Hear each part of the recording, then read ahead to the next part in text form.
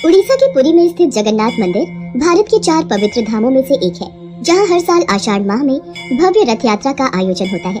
हिंदू धर्म में जगन्नाथ रथ यात्रा का बहुत अधिक महत्व है।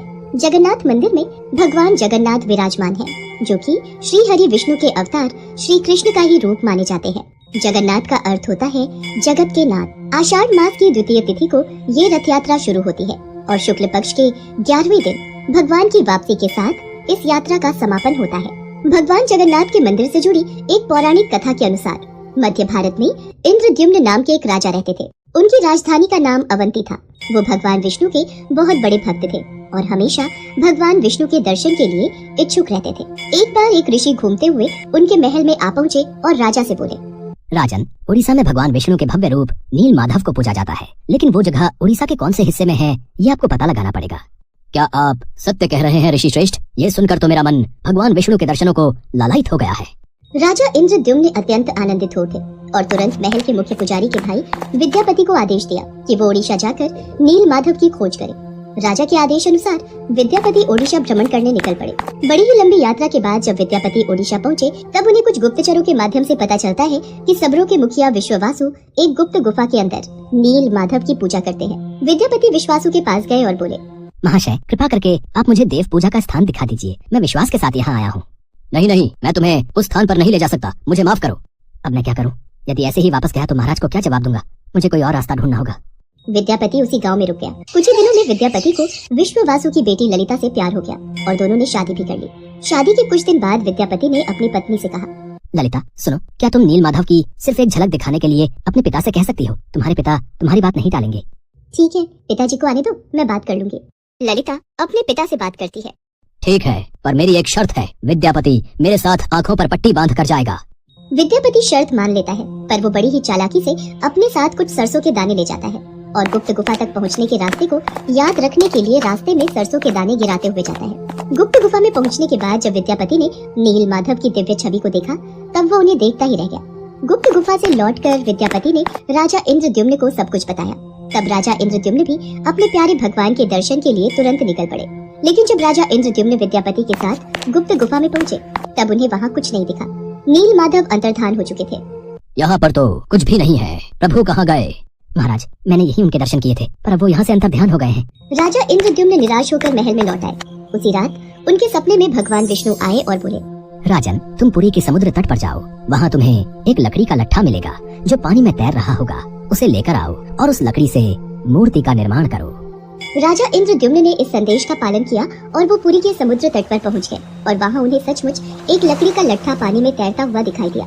लेकिन राजा इंद्रद्युम्न के सेवकों के लाख कोशिशों के बावजूद भी कोई उस लकड़ी के लट्ठे को उठा नहीं पा रहा था। अंत में कबीले के सरदार विश्ववासु की सहायता से उस लकड़ी के लट्ठे को महल में लाया गया, परंतु उस लकड़ी के लट्ठे से कोई भी कारीगर नील माधव की छवि तराश नहीं पा रहे थे।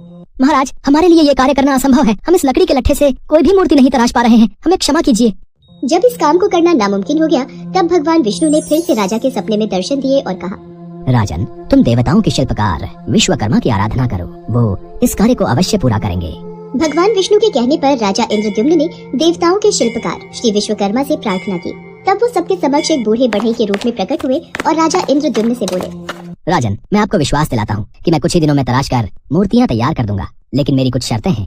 जी प्रभु, बोलिए। मुझे आपकी सारी शर्तें मंजूर हैं। मैं भगवान श्री विष्णु की मूर्ति को 21 दिनों में बनाकर तैयार कर दूंगा, पर मैं ये कार्य अकेले में एक बंद कक्ष में रहकर करूंगा। अगर किसी ने भी मेरा कार्य पूरा होने से पहले कक्ष के द्वार को खोला तो मैं कार्य को अधूरा छोड़कर चला जाऊंगा। मुझे आपकी सारी शर्तें मंजूर हैं। कृपा करके आप कार्य को आरंभ कीजिए। और फिर भगवान विश्वकर्मा ने कक्ष के द्वार बंद कर लिए और अपने कार्य में लग गए। लोगों को उस कमरे से सिर्फ आरी, छेनी और हथौड़ी इत्यादि की आवाजें सुनाई देती थी। लेकिन 15 दिनों बाद जब रानी गुंडिचा को कमरे से कोई भी आवाज सुनाई नहीं दी, तब वो घबरा गई और राजा इंद्रद्युम्न से बोली, महाराज, जिस कक्ष में मूर्ति बनाने का कार्य चल रहा है, वहाँ से कोई भी आवाज नहीं आ रही है। कहीं वह बूढ़ा कारीगर भूख प्यास के कारण मर तो नहीं गया? आप एक बार कक्ष को खोलकर देख तो लीजिए, कहीं हमारे सिर कोई पाप न लग जाए। पर महारानी, हमें उन्होंने यही शर्त रखी थी कि 21 दिन से पहले उस कक्ष का द्वार न खोला जाए। कहीं कोई अनहोनी हो गई तो? महाराज, ऐसे भी तो हम चिंता में हैं। कक्ष को खोले बिना कुछ पता नहीं चलेगा। रानी गुंडिचा ने राजा इंद्रद्युम्न से कक्ष का द्वार खोलने की जिद की। आखिर में कक्ष के द्वार को खोला गया और राजा इंद्रद्युम्न के ऐसा करते ही वो बूढ़ा कारीगर बने। भगवान विश्वकर्मा गायब हो गए और अपने पीछे आधी बनी 3 मूर्ति छोड़ गए। राजा इंद्रद्युम्न को इस बात से बहुत दुख पहुंचता है कि उन्होंने विश्वकर्मा की बात को नहीं माना और शर्त के नियम तोड़ दिए। इसी कारण प्रभु जगन्नाथ के हाथ और पांव आधे बने हुए हैं। राजा इंद्रद्युम्न ने उसी रूप में उन मूर्तियों की स्थापना की जो आज जगन्नाथ मंदिर के नाम से प्रसिद्ध है, जहां श्री कृष्ण भगवान जगन्नाथ के रूप में बड़े भाई बलराम और छोटी बहन सुभद्रा के साथ विराजमान है। प्रभु जगन्नाथ को भी बुखार होता है, उनको भी दवाई दी जाती है। कभी कभी वो ठीक हो जाते हैं पर कभी कभी नहीं। उनका पुनर्जन्म होता है जिसे नव कलेवर कहा जाता है, जो हर 8 साल, 12 साल और 19 साल में एक बार होता है। इन दिनों उड़ीसा सरकार पुरी में अंधकार का ऐलान करती है और कुछ खास पुजारी अपनी आंखों पर लाल कपड़ा और हाथों में लाल कपड़ा बांधकर पुरानी मूर्ति से कुछ रहस्यमयी चीज को निकालकर नई मूर्ति में लगा देते हैं, जिसे ब्रह्म पदार्थ कहा जाता है। ब्रह्म जो जीवन का प्रमाण देता है।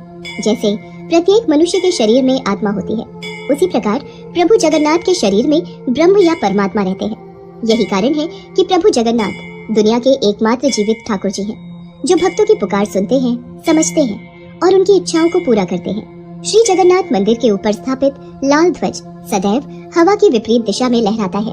प्रतिदिन सायकाल मंदिर के ऊपर स्थापित ध्वज को मानव द्वारा उल्टा चढ़कर बदला जाता है। कहा जाता है कि जब श्री कृष्ण की मृत्यु हुई थी तब एक बहेलिये ने ही उनका अंतिम संस्कार किया था, लेकिन उस वक्त श्री कृष्ण का दिल आग में जला नहीं था, जिस वजह से बहेलिये ने उस हृदय को लकड़ी के गुच्छे में बांधकर समुद्र में प्रवाहित कर दिया था, जो फिर बहते बहते पुरी के समुद्र तट पर पहुंचा और वहां से फिर राजा इंद्रद्युम्न ने उसे प्राप्त कर प्रभु जगन्नाथ की मूर्ति का निर्माण करवाया। उड़ीसा शहर के छोटे से गांव में माधव दास जी रहते थे। माधव दास जी अकेले रहते थे और भगवान जगन्नाथ जी के भजन किया करते थे और वो हर रोज भगवान जगन्नाथ जी के मंदिर में दर्शन के लिए जाया करते थे। वो सिर्फ जगन्नाथ जी की भक्ति में ही मस्त रहते थे। उन्हें सांसारिक जीवन से कोई मोह माया नहीं थी।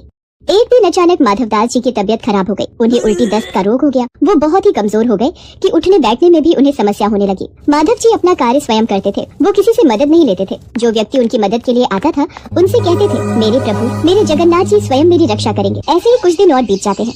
माधव जी की तबीयत और खराब हो जाती है। अब तो वो मलमूत्र भी बिस्तर पर त्याग देते थे, परंतु उन्होंने अपनी भक्ति और आस्था जगन्नाथ जी पर से नहीं छोड़ी। इतना बीमार होने के बाद भी वो नियम से जगन्नाथ जी की आराधना किया करते थे। यही दूसरी ओर जगन्नाथ जी अपने भक्त की उन पर आस्था देखकर अत्यंत खुश थे। तभी बलदेव जी जगन्नाथ जी से कहते हैं, हे प्रभु, आपका प्रिय भक्त इतना कष्ट में है, आप उसे दूर क्यों नहीं करते?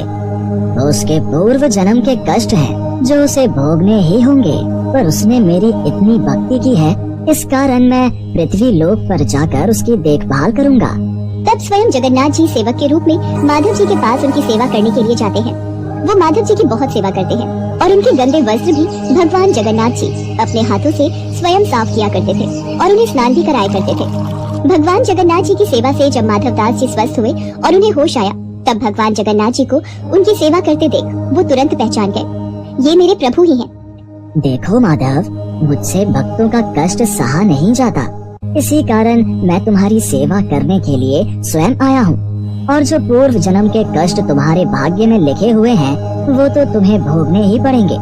अगर उस कष्ट को इस जन्म में नहीं भोगोगे तो तुम्हें फिर से एक और जन्म लेकर कष्ट भोगना पड़ेगा। मैं नहीं चाहता था कि मेरे भक्त को उसके पूर्व जन्म के कष्टों के कारण अगला जन्म फिर लेना पड़े, इसलिए माधव मैंने तुम्हारी सेवा की। अगर फिर भी तुम कह रहे हो तो मैं अपने भक्त की बात नहीं टाल सकता। अब भी तुम्हारा ये रोग 15 दिन का और शेष है, इसलिए वो 15 दिन का रोग वो मैं ले लेता हूँ। 15 दिन का वो रोग जगन्नाथ प्रभु ने माधव दास से ले लिया। तब से भगवान जगन्नाथ जी 15 दिन के लिए बीमार रहते हैं। तब से आज तक हर वर्ष से यही चलता आ रहा है। ज्येष्ठ पूर्णिमा को भगवान जगन्नाथ जी को ठंडे जल से स्नान कराया जाता है। इस स्नान के बाद भगवान को बुखार आ जाता है। 15 दिनों तक भगवान जगन्नाथ जी को एकांत में एक विशेष कक्ष में रखा जाता है, जहाँ केवल उनके वेधा और निजी सेवक ही उनके दर्शन कर सकते हैं। इस दौरान भगवान जगन्नाथ जी को फल के रस, औषधि एवं दलिये का भोग लगाया जाता है और रोग मुक्त करने के लिए उन्हें काढ़ा भी पिलाया जाता है। भगवान के स्वस्थ होने पर अपने भक्तों से मिलने रथ पर सवार होकर निकलते हैं, जिसे रथ यात्रा कहा जाता है। इस रथ यात्रा में भगवान जगन्नाथ जी के साथ साथ उनके भाई और बहन भगवान बलदेव और देवी सुभद्रा की भी रथ यात्रा निकलती है। रथ यात्रा प्रतिवर्ष आषाढ़ मास की शुक्ल पक्ष की द्वितीय तिथि को निकलती है।